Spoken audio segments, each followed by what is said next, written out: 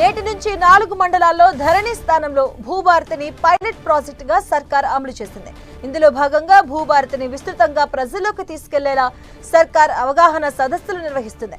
నారాయణపేట జిల్లాలో భూభారతి రెవెన్యూ సదస్సుకు మంత్రి పొంగులేటి శ్రీనివాసరెడ్డి హాజరయ్యారు.